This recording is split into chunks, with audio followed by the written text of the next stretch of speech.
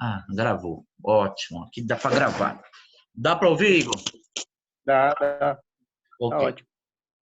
Então, eu vou gravar para depois colocar lá na plataforma para ficar melhor, uma forma também dos outros alunos terem acesso a esta Tá ótimo. revisão. Tá? Então, eu vou repetir como é que a gente vai tratar esta avaliação, essa verificação de conhecimento da primeira avaliação da educação inclusiva. Eu, professor Ricardo Examash, do curso Uhum. de psicologia do 8º semestre. Aqui nós temos, primeiro, vamos falar a respeito da prova. A prova ela vai ter a composição de 10 questões e cada questão valendo um ponto. Aquela prerrogativa que nós tínhamos antes o presencial, nós tínhamos 3 pontos, que era da prática, e 7 pontos da prova objetiva. Aqui já não existe mais essa possibilidade. Nós vamos fazer agora uma prova, uma verificação, uma avaliação com 10 questões valendo um ponto. Tá? Só para deixar bem claro como é que nós vamos fazer esta primeira prova, que vai acontecer no dia 28, na terça-feira, no horário, segundo o Igor, né? Igor, 10 horas da manhã, não é isso? Uhum, isso mesmo. Muito bem. Então, as questões elas vão ser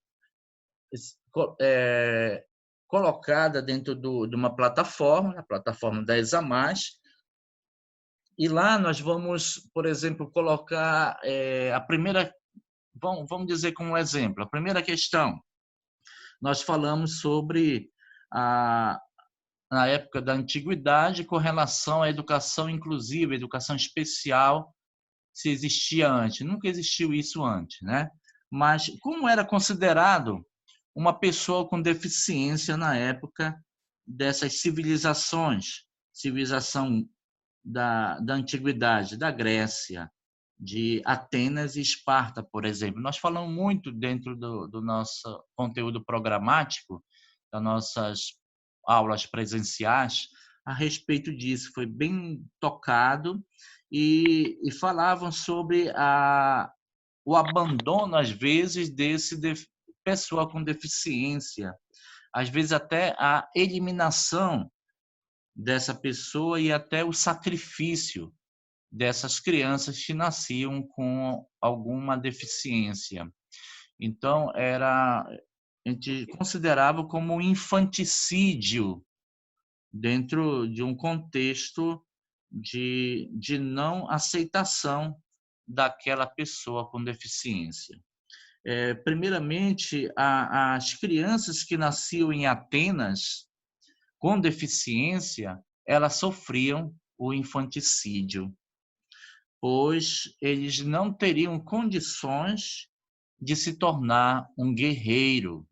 Não, um guerreiro não, um intelectual. Tá? Então, em Atenas, nós temos que pensar assim, quais os pressupostos que nos davam essa condição de dizer que em Atenas tinham muitos intelectuais, justamente da época da antiguidade, em que apareceram vários filósofos de vanguarda na época e que de muita repercussão é até hoje dentro dos nossos ensinamentos escolares, que são Sócrates, que é Platão, que é Aristóteles, que são sofistas, que são vários elementos e pessoas que davam suporte para dizer que uma criança não poderia ter uma deficiência dessa, porque não conquistaria, né?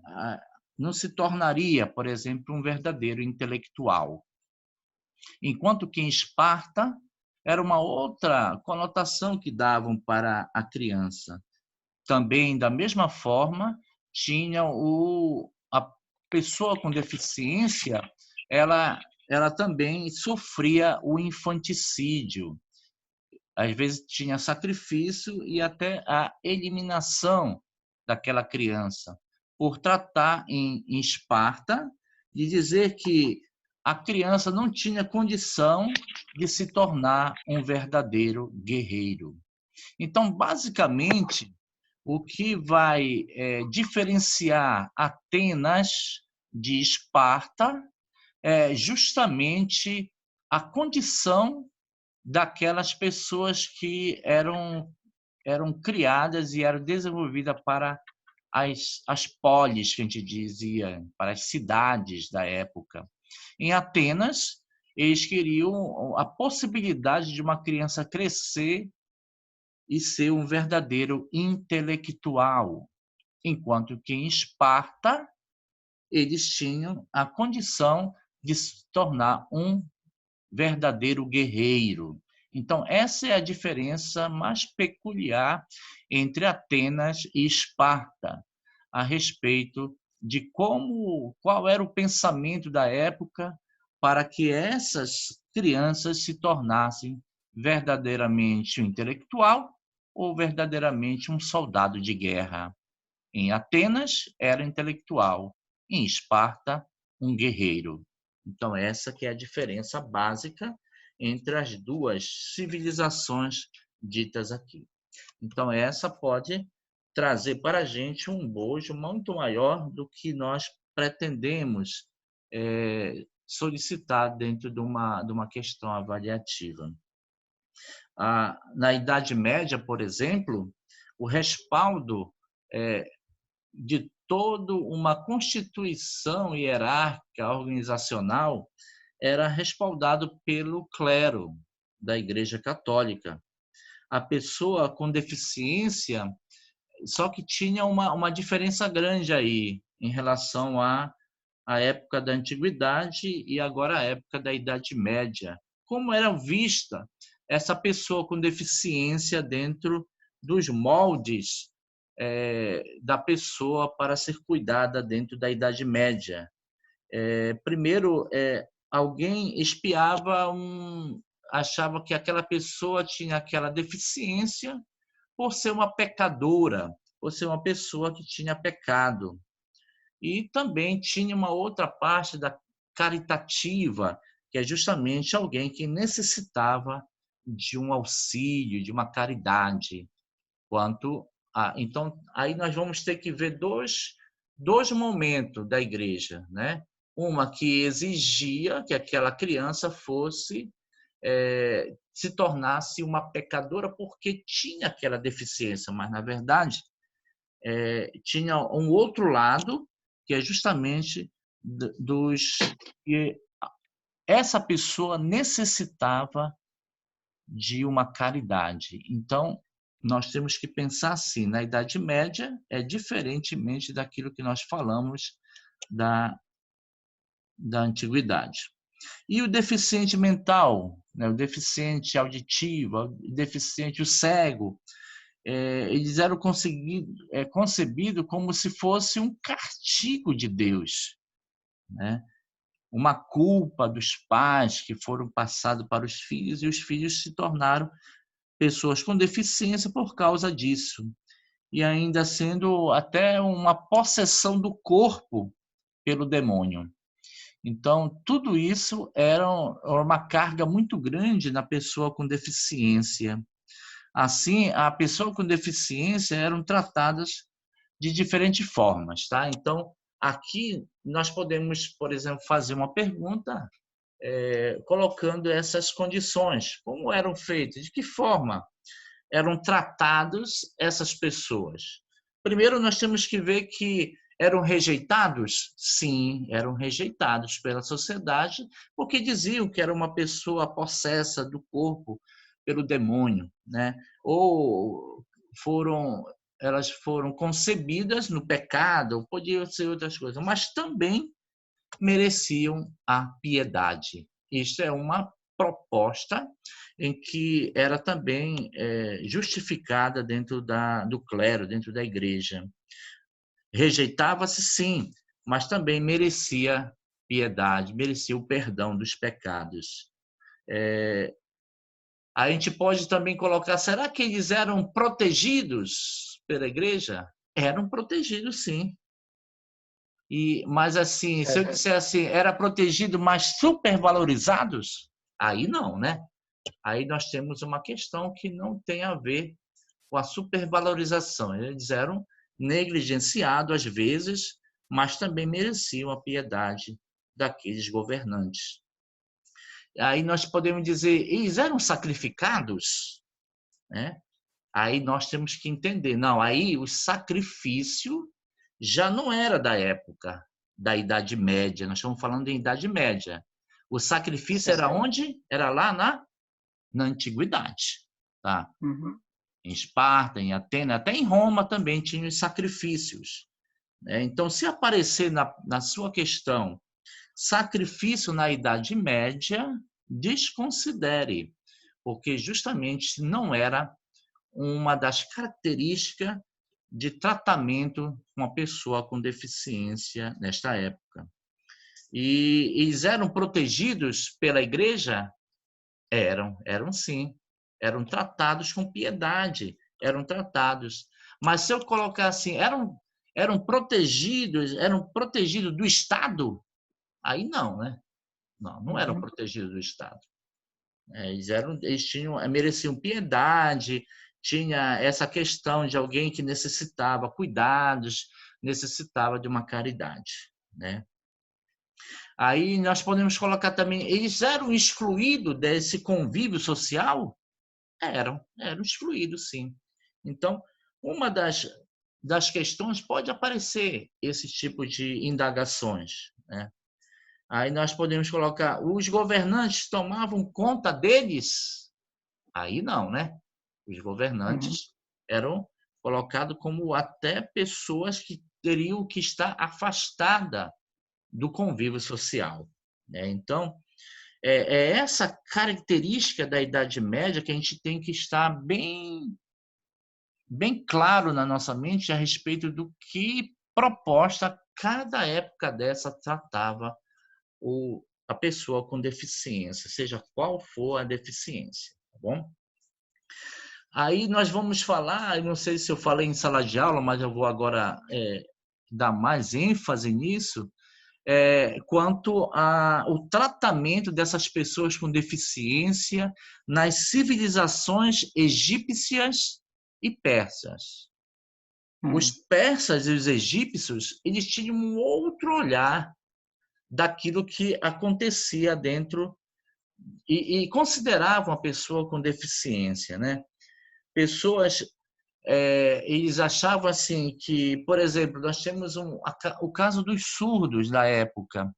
Os surdos para os egípcios e os persas eram pessoas que conversavam em segredo com os deuses. Por eles não falarem e não escutarem, eles tinham essa prerrogativa de conversar com os deuses. É isso que levava os egípcios e os persas a pensarem que eram pessoas especiais, os surdos, no caso, os surdos só, né? Enquanto as outras pessoas com deficiências não eram bem vistas também dentro dessas civilizações egípcias e persas. Mas também não tinham direito algum sobre herança, não tinham direito algum. Então, isso é importante vocês saberem na hora de responder a questão. Os egípcios e os persas também deixavam de lado essas pessoas com deficiência e cuidavam dela, mas não davam a instrução, né?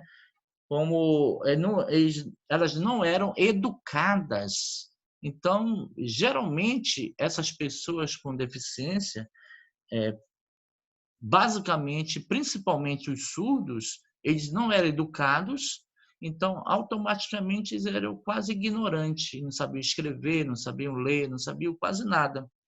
Então, por essa condição que os egípcios e os persas tinham uma proposta mas também o sacrifício também não existia. Onde é que existia? Só lá Idade Antiga. Só lá que acontecia os infanticídios, os sacrifícios das pessoas com deficiência. Nos egípcios e os persas não existia isso, e nem na Idade Média. Ok?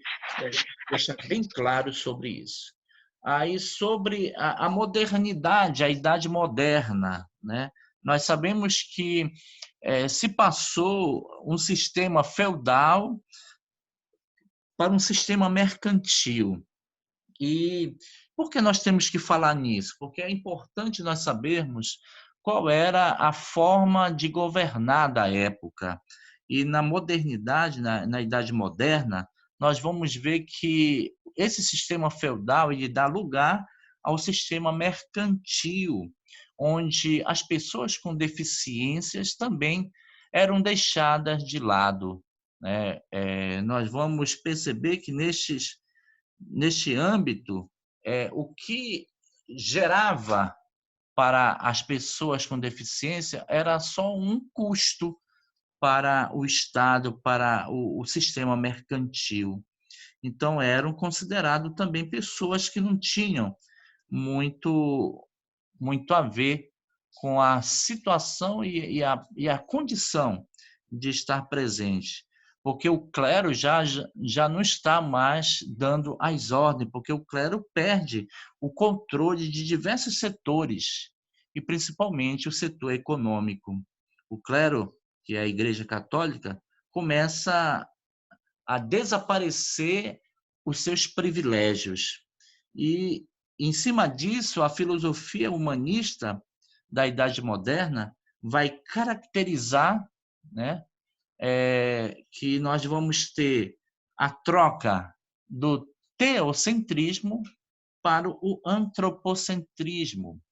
Quer dizer, aí nós temos que entender isso, nós precisamos. Essa é história, professor. É história. Mas também nós temos que entender que é a história do surdo também, que é do cego, que é das pessoas com deficiência. E nós precisamos entender que é, esse sistema do teocentrismo já deixa de ser aquele que vai vigorar nesta época da modernidade, da época da filosofia humanista da Idade Moderna. E vai imperar agora o antropocentrismo. E o que é o antropocentrismo? É justamente o homem como centro de todas as coisas, né? Em detrimento ao teocentrismo, que era Deus como centro de todas as coisas. Pensava-se assim, com relação ao deficiente, a pessoa com deficiência, justamente que Deus, como sendo o centro, já não era aquilo que o homem já buscava, já era o cientificismo, já buscava-se a cura dessas pessoas com deficiência. Então, na verdade, nós temos que não fazer a medicalização que a gente diz. O que é a medicalização? Fazer com que aquela pessoa se torne normal para a época. Mas aí não se adaptava-se nenhum tipo de ferramentas para que eles pudessem ter a vida própria deles, como o cego, né? Nessa época já não existia ainda, né, o braille, não existia ainda nada disso que pudesse dar o suporte para que este cego pudesse ter uma vida que fosse adaptada para a idade moderna. Com a mesma forma, nós vamos também não ter o surdo, a Libras ainda não vai estar bem solidificada nesta época. Então, é basicamente isso que nós temos que entender, né? Essa transformação do que houve no sistema feudalismo, que vai trocar para o mercantilismo, isso é na época da Idade Moderna, né? Para justamente nós entendermos em que âmbito nós estamos tratando a pessoa com deficiência. Então, ali, naquele momento, vai ter a ciência como mote, como motivo mais importante para poder ter o quê? A cura dessa pessoa com deficiência. Então, na verdade, eles queriam só fazer a cura, fazer o reparo daquilo que era deficiente. E, na verdade, não encontravam nenhuma outra possibilidade de adaptação, de ensinamento, de educação, de instrução para aquela pessoa com deficiência. Eles queriam fazer a cura, que é justamente essa que era a proposta da época.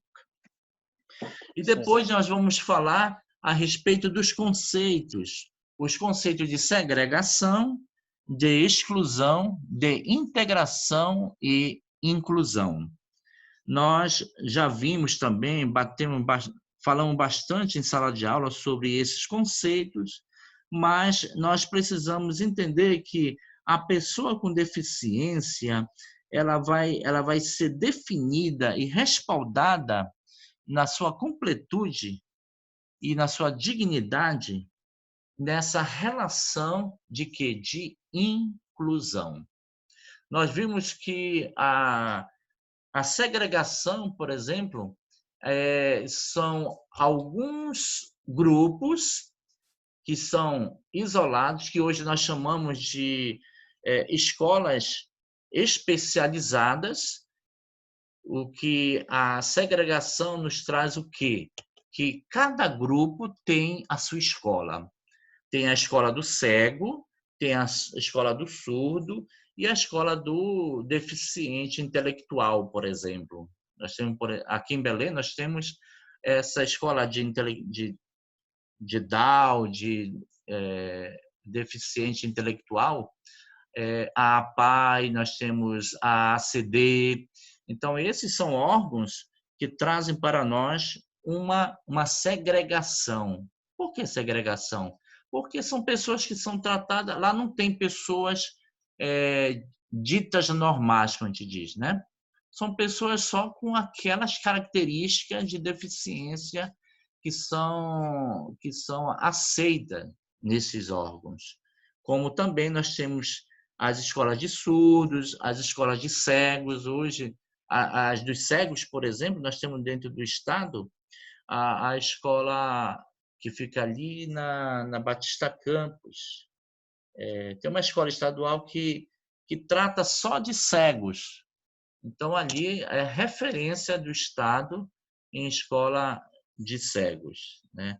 E dos surdos também, né? Nós temos várias escolas também de surdos que são chamadas de segregadas. Escolas segregadas. Por que escolas segregadas? Porque são escolas que estão fora daquela escola comum, daquela escola regular. E nós sabemos que antes da segregação nós tínhamos o quê? A exclusão. O que é a exclusão? Para nossa visualização daquele quadro que eu coloquei na sala de aula. A exclusão é justamente aquilo que não está ainda fora da escola comum, mas ainda não organizada. Cada um isoladamente nas suas casas, ainda não está agrupada em uma escola especializada. Então, essa aí é a exclusão. Aí depois tem essa parte da segregação. E a integração é quando acontece lá, como eu falei para vocês, a respeito da Declaração de Salamanca, de 1994, onde vai ter um pouco mais de preocupação com a educação de toda pessoa com deficiência. E lá nós vamos encontrar o termo pessoa com deficiência como aquele termo mais apropriado para se denominar a terminologia de uma pessoa com deficiência. Então, essa é a denominação básica para se dizer uma pessoa com deficiência. E lá apareceu também na Declaração de Salamanca, que foi feita onde? Em Salamanca, na Espanha, e lá disseram que era necessário que essas pessoas com deficiência elas também estariam aptas a entrar no ensino regular, no ensino comum. E onde é esse ensino comum, esse ensino regular? Justamente a sala de aula, onde temos os ditos normais e as pessoas com deficiência. Mas só que esse conceito de integração, ele vem dar para a gente uma outra conotação que não é aquilo que nós esperávamos dentro de uma escola pública ou privada, e uma sala comum, onde estariam todo o suporte e toda a logística para se ter o apoio dessa pessoa com deficiência dentro de uma sala de aula. Foi só, como se diz, colocada dentro da sala de aula, mas não dando nenhum suporte. Então, isso é integração, é o conceito de integração. E qual é o conceito básico e o conceito mais apropriado hoje para a vida da pessoa com deficiência? É justamente o conceito de inclusão.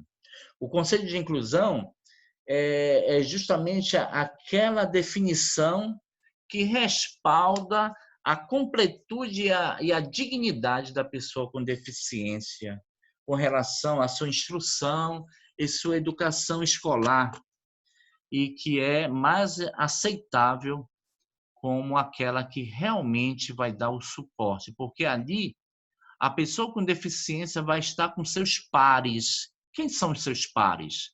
É justamente as pessoas na faixa etária da mesma idade de quem? Dos ditos normais e das pessoas com deficiência.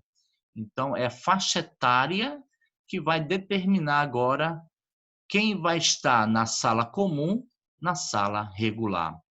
Não vai ser dito mais, quem é deficiente vai para a escola de deficiente. Não é isso mais. A escola especializada vai ainda absorver, sim, mas com uma segunda matrícula. Isso que nós temos que entender, tá? Uma outra questão importante é sobre a primeira matrícula e a segunda matrícula de um aluno, por exemplo, na rede pública estadual. Como é? Até mesmo na municipal acontece isso. A primeira matrícula do aluno é aonde? Na sala regular, onde tem os ditos normais e as pessoas com deficiência. E a segunda matrícula, professor, onde acontece isso? Pode ser aonde? Na sala de recurso multifuncional. Ela tem, toda escola tem, professor. A sala de recurso multifuncional, nem todas têm, tá? Mas se tiver aquela escola, automaticamente as pessoas, os alunos com deficiência, elas vão ser direcionadas à sua segunda matrícula para esta sala. E o que é que vai acontecer lá, professor? Um atendimento. A gente chama de AEE, que é o atendimento educacional especializado. É a partir daí que nós vamos entender que esse aluno ele vai começar a ter no segundo turno. E o que é o segundo turno? É o contraturno. Se a criança, por exemplo, estuda na sala regular de manhã, à tarde ele vai fazer lá na sala de recurso multifuncional o atendimento educacional especializado.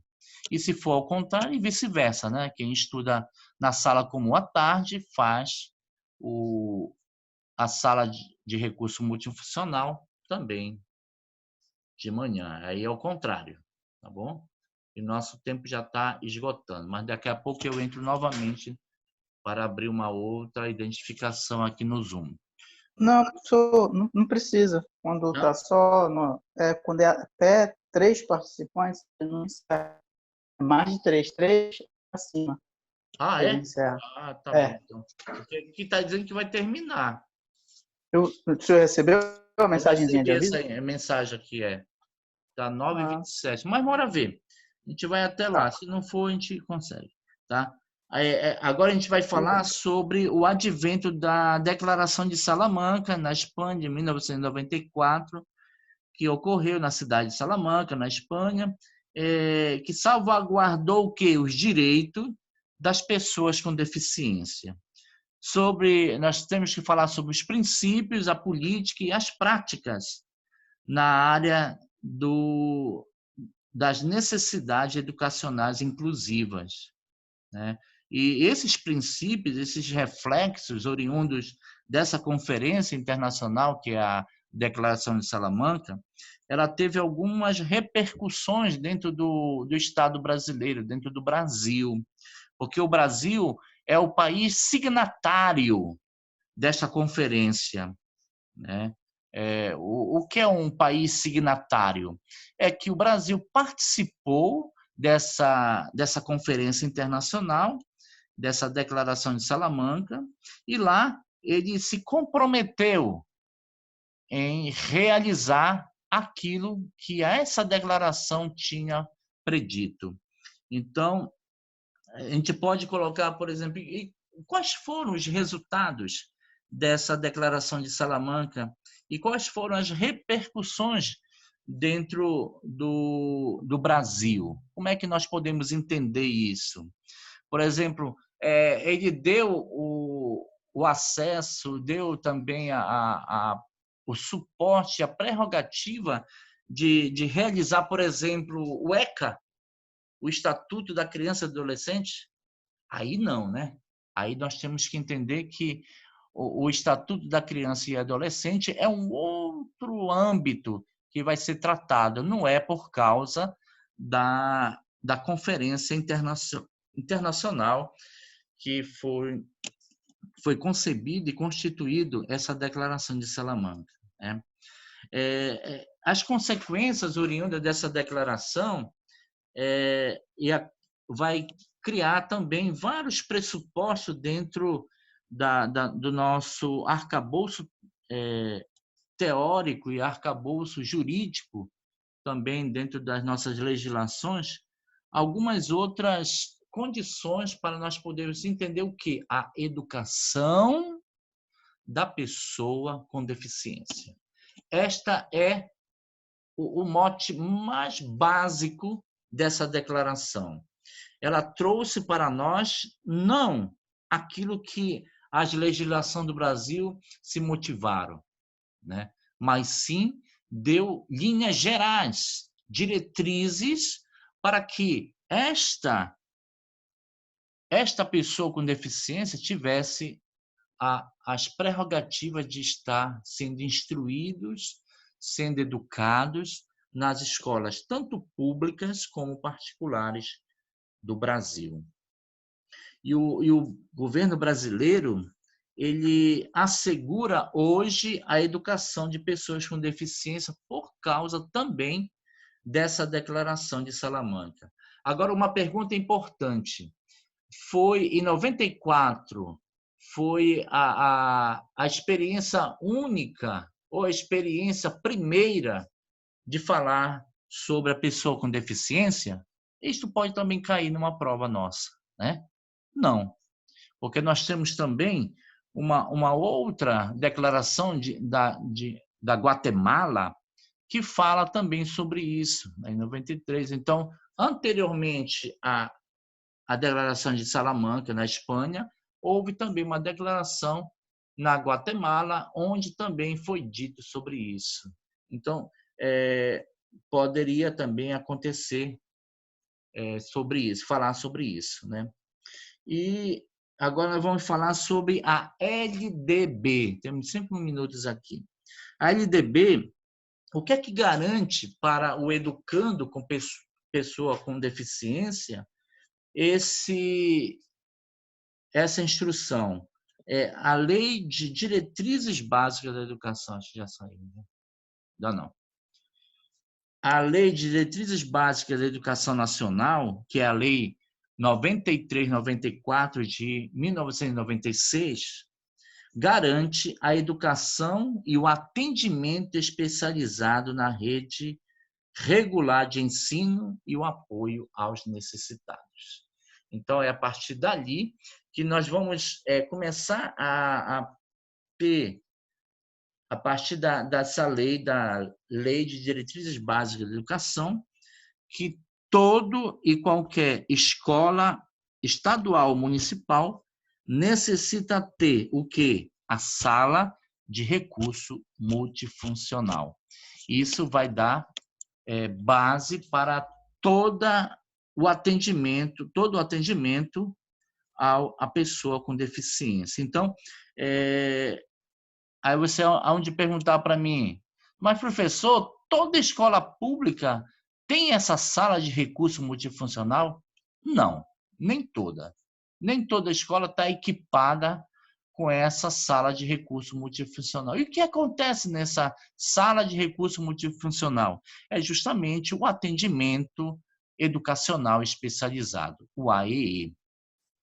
E quando não tem professor nessa sala, se a criança está numa escola onde não tem essa sala, ela vai ter que procurar uma outra escola, tá? Para poder fazer esse atendimento educacional especializado.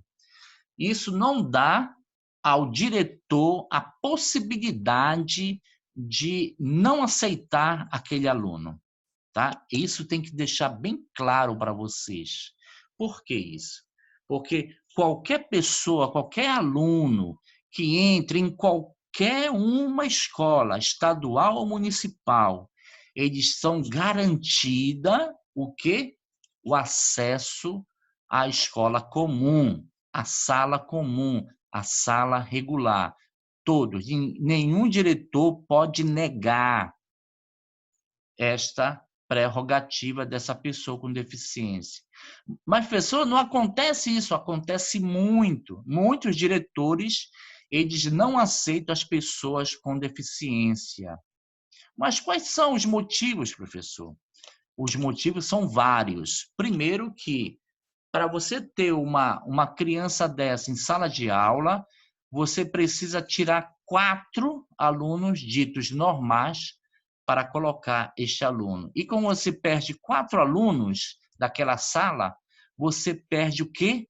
Perde recurso para a escola, porque cada aluno representa um valor que é direcionado do MEC, do Ministério da Educação, para as escolas. Então, se você coloca uma pessoa com deficiência na sua sala, você tem que retirar 4. Então, mas ele não vai contar como 4 pessoas, vai contar só como um aluno só. Então, automaticamente, a escola perde. Por quê? Porque ele vai ter menos 3 alunos e menos dinheiro para poder investir na escola. Então, um dos motivos é esse, financeiro da escola. Tá? E o outro, professor, por que ele não pode negar? Primeiro que o Ministério Público está aí, eles podem entrar com o Ministério Público e solicitar que eles façam a inserção desses alunos. Sim, mas se não tem a sala de recurso, não tem professor para trabalhar com eles, como é que a gente vai fazer? Encaminha para uma escola especializada esse aluno.